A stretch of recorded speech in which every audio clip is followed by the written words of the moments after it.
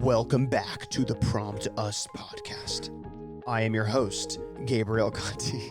In a world. Exactly. You should do it, Chad. In a world where one podcast. 3 guys, 1 mic, all fighting to share advice. Tune in to on this podcast Monday afternoons. It gets all whispery. 3 guys, 1 mic. Okay, well, we actually need to do this. What's up, guys? My name is Gabriel. Welcome to the Prompt Us podcast. I'm one of your hosts. My name is Gabriel, like I just said, and I'm joined by my other 2 co-hosts, Chad and Zach. I'm a co-host. From across the pond in Australia. Like what Gabe said, across the pond in Australia. Mm-hmm. Are you guys ready for the prompt? You just want to jump into this one? Let's just jump Let's into it. just jump into it. We don't need any intros. The tech guy doesn't need to talk. Does he even have a YouTube channel anymore? Let's just jump into it. Philip DeFranco? Yeah, he's still doing his thing. He still is? I watched a recent one. Oh, okay. Yeah. Okay, so this prompt is brought to you by, and again, we're gonna screw up the name, Millie. Confidence. Did we not just? I have confidence in my screw ups. I'm confidently screwing up right now. I was about to say we just talked about this in the last episode. Yeah. Guys. So this is from Millie from Uruguay. I love that. I love how isn't it Uruguay or probably, Uruguay? but don't forget I am white. Yes. So it's like it's not fajitas, it's fajitas. Okay. Like vaginas. Like a yeah. I just let me just be clear about it. The bar is really low for me. Yeah, I got you. Okay. I got you. So gosh. I think all 3 of us love this prompt because the college episode was so spicy about is going to college worth it, and this episode is almost like a build up off of it, which is It is, kind of. dude. People got upset. People were upset. Yeah. Sorry, we not ruffled sorry. some feathers, and people didn't like our opinions. Yeah, and no, I stuff. think there's just a few loud minority, like not minority people, but just a few loud people, select people. How do I say? You're like, yeah, the people who hated us, it was a handful of them. No, but I mean, out of like the thousands, I think there was just a few loud ones. Oh, gotcha. You know what I mean?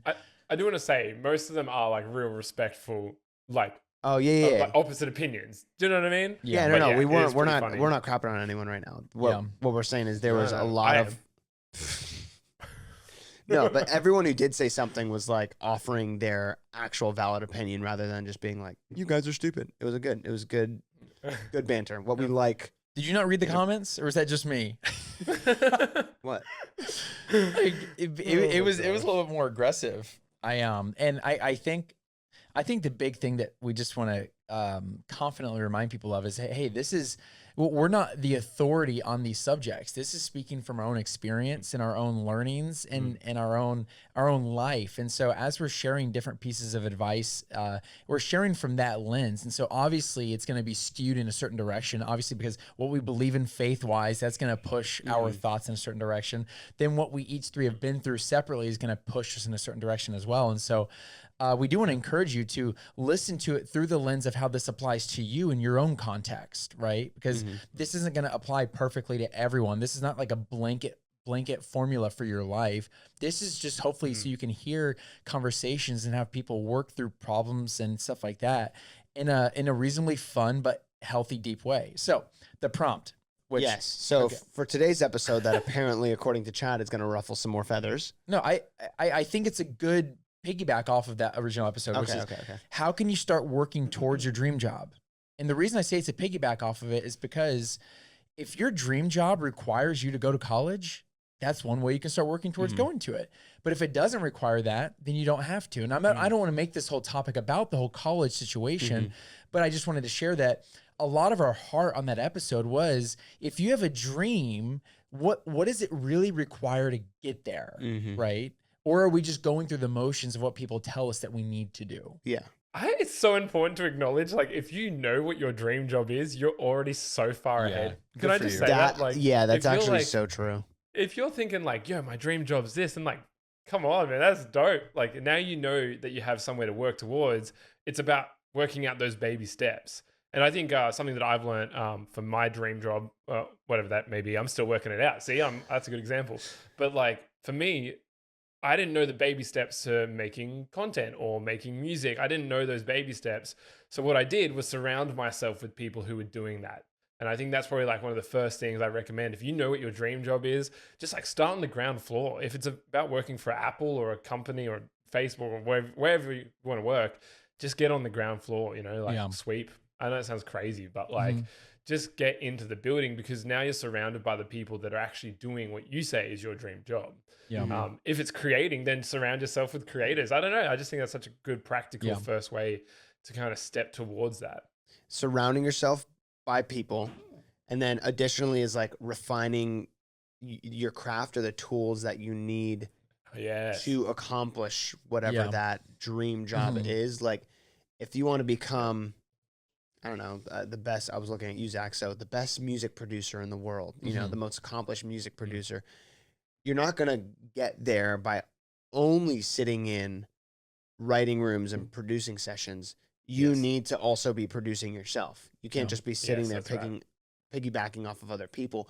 Having those connections and being surrounded by people and being able to engage in those conversations and getting more knowledge from that type of community that you're surrounding yourself by is very important for multiple reasons. Motivation, to stay motivated from just interacting with those kinds of people, learning new things from those people, and all the things that you get from like that kind of community setting. But also you need to be refining on a daily basis the craft that you need to achieve the dream job. Yeah. I think that's what I struggle with the most, is actually working on the things that are the most important towards the dream job. Yes. I hope you don't mind if I just kind of speak candidly from like, about myself. It sounds so weird because I'm kind of not afraid to say this to myself, but when you say it online, it just feels funny. It feels very like a lot. But I feel very confident in my Gesundheit. Zach's allergic to that, dude. Sorry, guys. His headphones almost came off. Did you see that? If you're watching on YouTube, you saw what we just saw. So that means he has to keep it in. That's why I said that. Gosh. He has to keep it in the episode. But I feel pretty confident in my ability to meet people, network, and learn. And I also feel pretty confident in my ability to like unpack what it is you actually need, which is almost like, reverse engineering, right? So if you have a dream to be a music producer, well, okay, meet one of those people and find out what you need to do, and then work your way backwards to where you are, right? So and then then find the goal and reverse engineer the steps that you need to get there. And so I feel pretty confident doing that. But when it comes to actually practicing the craft, that's what I probably struggle with the most. That's so funny because I'm the exact opposite. Like I can find the motivation to every day hunker down and focus and refine my thing, but I'm just so bad at networking because it may have been like me being jaded in LA from like the way that world networks. I just got, and especially like in the YouTube space and stuff, I think I just got so turned off by it. Not even like burnt, but just like turned off by it because there's, some people are fake and this and that. You don't know, like if people are genuine, and relationships that like people are using each other for their own careers rather than like actual friendship and community and stuff. And I just like kind of stopped networking because I was like wanting to protect myself, I guess, in a way. Yeah. And I don't know. I just realized now, like, no, that's actually networking isn't this like bad thing. Like it's actually really important. And you need to approach it understanding like this, at least my headspace now on the whole networking thing is like, I need to go in understanding because the other person also understands in this work relationship that it is a work relationship. And like, if we become good friends and if we click and bond or whatever, cool, and something great comes out of it, awesome. We're going to be tight homies and we work in the same industry, even better. But a work relationship is a work relationship. And that's, that first agreement, that first like non-verbal contract that you create through like that networking experience. Yeah. And it's something that I'm learning now to be more comfortable with and understand, and something that I'm like trying to, I don't know, like dip my toes into more. Yeah. Because that's the part that I'm really bad at, where I can sit back every day and be like, I'm going to refine my craft. I'm going to, whatever the thing is, like practicing my music or editing or I don't know, videography, all the random things that I've decided to try and tackle. So out of those like three kind of tips, Zach, where do you think you fall in those? Like, I guess what would the third be? I think the first one is like deconstructing what actually needs to be done to work towards your dream. Mm-hmm. The second one would be the networking. The third would be refining your craft. Gotcha. Right? Is that kind of, you know, you know me and try to... Yeah. Dude, well, because I wrote down like the community that you built and then the craft. I was like, was the first one networking or the third one? Yeah. I mean, I feel like I'm very much in the learning phase. And actually a big thing that I've learned over this last month or so is that you should never leave the learning phase, that you should always be pursuing getting better at your craft. You should always pursue wanting to improve a skill set, even if it's not like a direct linked skill set. For example, you know, say you become like the cleaner at Disney, which is how, isn't that, how did Bob Iger get in? He was the cleaner. Do you guys know Bob Iger? CEO of Disney?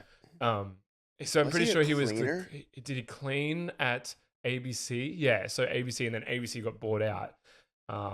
And so I'm sure he was a great cleaner. I know that sounds really weird, but I'm sure that he invested energy into being the best kind of thing he can be in that space at that time. And so even if it feels, say for example, music production is a great example. For those of you who don't know, Bob Iger was, he is, or did he step down from being the CEO of Disney? Yeah, he's still is. No, I think he's still CEO, right? Is he? Yeah, okay. I'm sure. Okay. I felt like I heard something like a year ago that he stepped down or something, but that might have been. Oh, really? No, I thought he was still at the top. Anyway, it doesn't matter. So he made it to CEO of Disney from being a cleaner at ABC. Yep.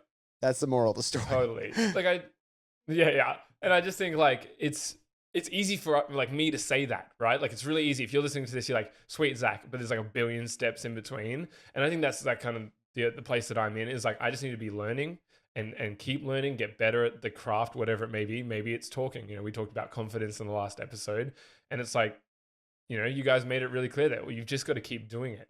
You just have to keep doing it. And I think that paired with patience, it's like the hardest combination. Like I need to learn more while also being patient. Like it's just such a rough combination. So like, yeah, that's kind of where I'm at right now. Is that and being okay in that place. And I think truly, if it is your dream job, that won't matter, you know, like if you've really committed to that thing, maybe you feel it's purposeful, it won't matter that you have to be patient. And that's where I am right now. I feel like I've found something that I'm like, you know what, this doesn't need to happen tomorrow. I'm really okay with that. I'm just loving the process.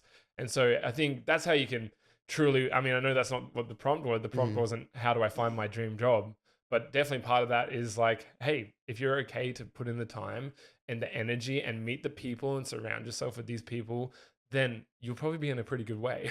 Yeah. So yeah, Dude, that's kind of where I'm at. I think that aligns really well with a book that we're reading right now, which is the YouTube Formula. Zach and I are both going through it. My voice cracked, so shout out. But he talks about something really good there, which it's funny because I like kind of went through it, but I didn't really go through it on YouTube specifically. Let me explain. He talks about if you want to become a YouTuber, you need to start out by making videos and just set a goal to make 100 YouTube videos. Yeah. And he's like, you're going to get nowhere by making 100 YouTube videos, but you need to do it. Amen. Amen. I love that Zach and I looked at each other and we're like, yes. But now I say the reason why that's where we're at, dude. Legit. Yeah, but the reason why I say that I never went through it is because I didn't experience that on YouTube. I like kind of had success right away on YouTube, but that was because I built my Vine following. On Vine, I did that though. You posted 100 videos with, you know. Literally, it was probably a Vine every day for a year. Well, every day for 6 months, and I finally got to 10,000 followers, and then and you were able to grow quicker back then, so that's kind of like a shortened timeline still. Yeah. But it was like an everyday, and YouTube videos are obviously longer and stuff like that, but I was posting every single day to try and make this thing happen. And I see Zach is doing it on YouTube. He's doing the hustle, and dude, we're tracking, Jess and I are looking at your channel, watching your videos, tracking your growth, because you just have this dream. And what's so funny is like YouTube specifically, and I don't know if this applies to like other jobs, but even starting out, you are doing your dream job from the beginning. Yes. But it's not actually the dream that you have, because your dream job is doing YouTube, with the huge amount of success that comes with hundreds of thousands or millions of subscribers and stuff like that. So like you're still doing your dream job with 0 subscribers on YouTube. Yeah. But you're not doing it with a level of success that you want. So is it really your dream job before you dive into doing it? Yeah. Or are you just doing it for the novelty or the success or whatever it may be? Yeah. You know, go off, bro. I love talking to people. I love talking to Not people. sorry. About that. I'm confident. Yeah. He's confident. It's something that Tori and I talk to people a lot about. Like, so we'll see messages or comments like, how do you start a podcast, or how do you start a YouTube channel, all this stuff, or people say, oh, I want to do that, blah, blah, blah. And I always ask them, like, well, why do you want to do it? Because if you want to do it to be famous, it's gonna be a hard road. Yeah, it's gonna be a really hard, long road. But if you want to do it because you want to either entertain or encourage someone with whatever it is you create, that means if you get 1 view, mission accomplished, right? And so, but people start to attach all these really harsh, I don't want to say unrealistic, but hard expectations to their dream job, where I need to be growing by this much, I need to be here by this time, and then I'm actualizing my dream. So I love what you're saying. Are you willing to do it if you don't have any success in it? You know, is it still your dream then? You know, it's a really important question that you just brought up. But the way to get the success is to do it without the success at the beginning, is what I'm saying. And those things aren't bad. You know what I mean? Like tracking and having these goals and like kind of tracking your progress and getting that. But having like if you don't reach those certain milestones or goals and you fall a little short of whatever these goals are that you're setting for yourself, is that affecting your happiness and destroying your like personal I don't know, like happiness, I guess, and how much of your happiness is fully contingent on that single like goal or these milestones or whatever. Wow. I love that, because what it sounds like what you're saying is how much of your dream job is contingent on the success of it or the action of it. You know, because whenever someone has a dream, there's an action happening. It's not just like, you know, like just enjoying it, you're living it in a dream. There's an action actually happening. And so for us, are we enjoying the action of our dream, or do we only want the benefits that come along with the dream, you know, with no nightmares involved? It's kind of interesting. It's interesting as well, because I think even by answering this question, like who I am because I'm working my dream job, why is that what I'm working for? Let me try and phrase it a different way. Like, is my dream job more important than my habits daily? Does that make sense? Like my obsession of what I could be, the person that I could be, I think that's a trap. When we start obsessing over what we could be and the dream job we could have, it's so important to have goals. Like, don't get me wrong. Like, if you flip and want to be a software developer at Google, then let's go. That's dope. But that obsession, is that stopping you from the habits daily that are actually going to get you there, like educating yourself more, like connecting with people more? Is that going to stop you from doing that? Because if so, you need to just stop thinking about the process. Dude, like, you need to just stop. Dude, that is so great, because I find myself in that trap a lot. If I have a pretty obsessive personality. So when I find something that I want and have a goal that, dude, join the club, baby. And I have this goal that I want, right? And I can visualize the goal. I can see where I want to go. And I'm like, that's where I want to go. I can spend so much of my time hyper-focused, looking way down the road, or like at the billboard, or whatever it is that you're looking at way down the line, and just sitting online, watching videos of what it would be like. What is it going to be like when I get there?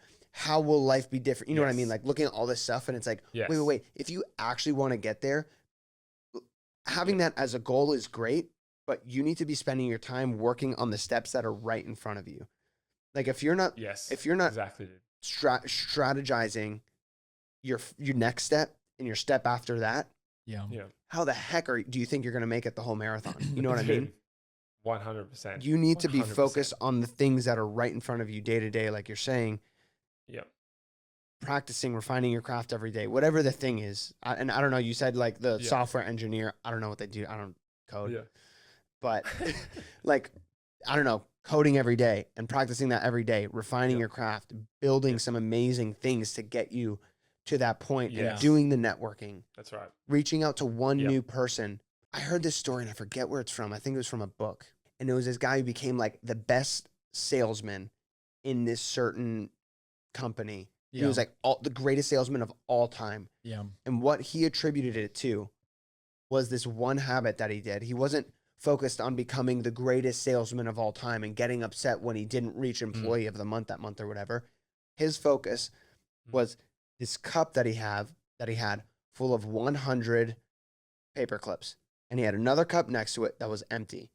And his goal every day was by the end of the day, every time he made a sales call, he took one paper clip from the full cup and put it into the empty cup, made another sales call, put it in the full cup, into the empty cup until it was empty. The next day, did it again. The next day, did it again. Next day. And because he did that same thing every single day, over and over, repetition, he became this uber successful salesman. Yeah. And I wish I could give credit to whatever book it was, but I forget. Was it Essentialism? It could have been, yeah. Because you were nodding like you heard it, and it was. I think it was Essentialism. Yeah, I definitely heard it. Yeah, I definitely heard that before, dude. I mean, it reminds me of this Casey Neistat quote where he says, "Overthinking the process will kill any career in the creative space. You just have to do, not think." And it's like, wow. The task that guy had in place was moving a paperclip. He made it a very trivial, small task instead of being like, "I'm nervous about making this phone call right now. I wonder what the person on the other side is going to say about it." And the anxieties that come with that. And it's exactly the same. I'm sure you guys get it with, we can only obviously speak from a creative place, but like making videos all the time. It's like the last thing to do to yourself is get anxious about what the video is about. It's still better just to make the video and work it out from there.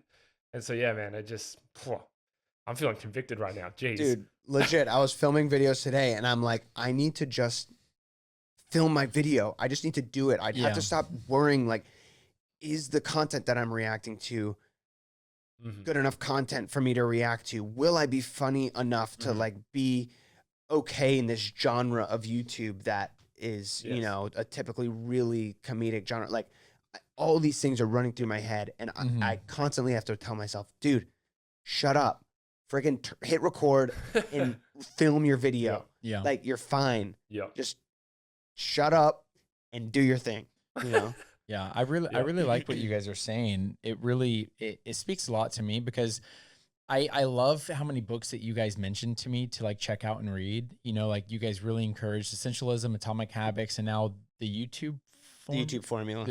And so all those interest me, but I also have a pretty addictive personality, and I know that in the past, whenever I tried to like micromanage every single little piece of like Tori and I and what we do, I became like a robot and I lost a piece of myself where I actually have to hold back myself from seeing some of those tips and tricks because while they're great wisdom, I feel like there's so many things I'm doing wrong that I become inactive. So I almost just kind of walk, I don't want to say blindly, but it's like the lights are dim. It's almost like, if you ever woke in the middle of the night and you don't want to wake up your wife and so you don't want to turn on all the lights, you just kind of fumble your way through a little bit.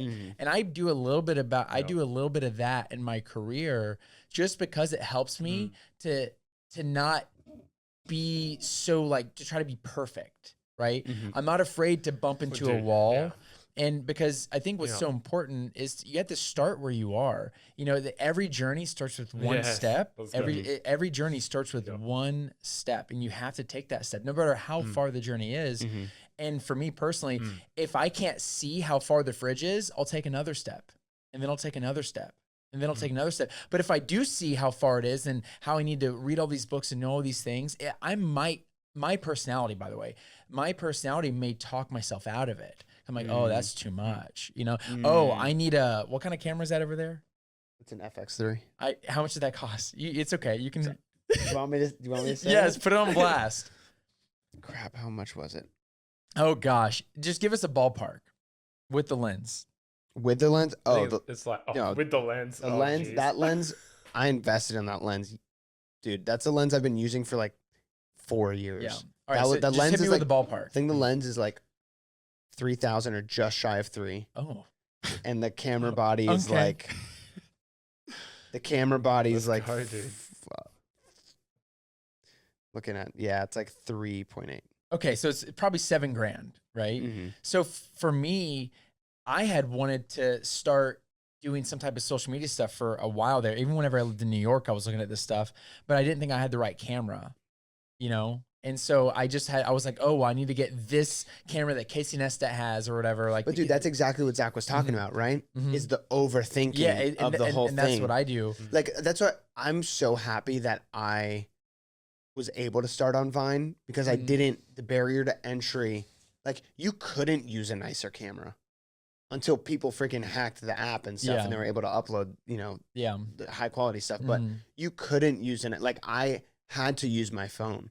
You know what I mean? But then I ended up, technically, I could have stopped myself in that moment because I had an Android, which for anyone who was on Vine back in the day knew that was crap quality. Yeah. Any video you were uploading, the audio was unsynced. Oh, you had gosh. a total of 2 pixels on screen. Like, it was so bad. But I was like, I'm going to do it anyway. Like, I'm still going to make these videos and everything. And I was able to, like, save money from doing that so consistently. So you can invest in this. I invested in, what was it, iPhone 5C, the plastic colored ones. But no. I invested in an iPod Touch first. Oh, wow. Because it was cheaper because I couldn't afford an iPhone. That story. So I filmed with the iPod. I would carry both around. Yeah. So I could film with an iPod Touch and then find Wi-Fi somewhere and then upload it. Yeah. And I loved it because you had to start where you were. And it's the same thing, even if, you know, no matter what your dream job is. And of course, we're speaking about creative fields. Of course, you know, you do need to find those experts or people that are doing what you're doing. I mean, honestly, get on LinkedIn. LinkedIn is one of the most poppin' social media sites out there. People just sleep on it. Dude, it's so funny. I don't even have a LinkedIn profile. And I'm like, should I make one? I have one. Dude. Yeah. Because you're freaking Chad Masters. Well, I had to start one in college. But no, it's a great way. Did they make you start one in your doing marketing? Yeah, and we had to connect with everybody. We had to, if you look it up, I look like a total nerd, but it's life. But my point is, you can search a certain type of job, like a software engineer, like what you're mentioning or whatever. You can find people, message them, and literally put yourself out there, be bold, and say, hey, I'm interested in what you do. Would you mind if I got your email just to ask you a few questions? Or better yet, if you have time, if I live in the same area, could I take you to a coffee or could I hop on the phone call with you for 15 minutes? I just want to pick your brain. How did you get to where you are? What did you have to do? And start to walk backwards from there, because I love everything you guys are saying, because I feel like we all have slightly different methods of like going after something, but you always end up in the same area, right? And that should be encouraging to people who are listening, is that there's not one set thing for you to do. You have to figure out what works for you. Yeah. You know, it's a lot of those systems and processes that you build. Refining, yes. You have to. There's one thing that I've talked about. Remember when I talked about building your ideal week?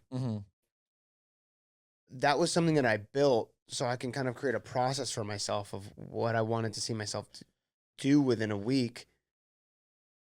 And then what didn't work, I changed. Yeah. And what worked, I kept. Yeah. And maybe even refined a little more. And it's a constant flow of figuring out how you operate and how, just like getting the best tools in your tool belt to get you to the place that you want to go. Yeah. Yeah, absolutely. I know some people may be listening and they're just not really sure what their dream job is or how to figure that out. And I have two things. Number one, sometimes your dream job kind of just unfolds as time goes, right? Because I was a full-time model learning how to do stuff on camera, and Tori was a social media manager where she managed small businesses social media. And now when you put those combined with what we do for work, it's kind of funny. Golden. And it kind of fell in our lap like that. That's the YouTube formula if I've ever heard of it. But more so than that, if you're sitting down and listening to this podcast, I encourage you to draw a triangle and then work with me just on this, just for a quick minute. Only if you're sitting down. Yeah. If you're standing, don't do it. If you're laying in bed, don't do it. You're working out. Yeah. I love it's like Parks and Rec. Straight to jail. Straight to jail. Oh my gosh. I love the guys like overcook the chicken, straight to jail. It was like undercook, straight to jail. Overcook, straight to jail. If you look at the triangle and you look at the bottom right vertex, you want to write all your abilities, right? Everything that you're good at, okay? And don't be shy. This is just you. Write down everything that you're good at. Management skills, communication skills. What did you tell them to build? A triangle. A triangle. Yeah. Then the bottom left vertex, write your affinities, which is what you're drawn to, what you're passionate about. I'm passionate about helping people. I'm passionate about encouraging people. I'm passionate about creating things. I'm passionate about food. Right? Everything you're passionate about. And then at the top center vertex, it's a triangle, write your opportunities. So where your abilities get married to your affinities, those are your opportunities, because you're doing what you love with what you're good at, and that's how you develop your dream job. Yo, what's up, guys? Thank you so much for watching this episode of Prompt Us. Make sure to go to promptuspodcast.com to submit your own prompts, and we will see you in the next one.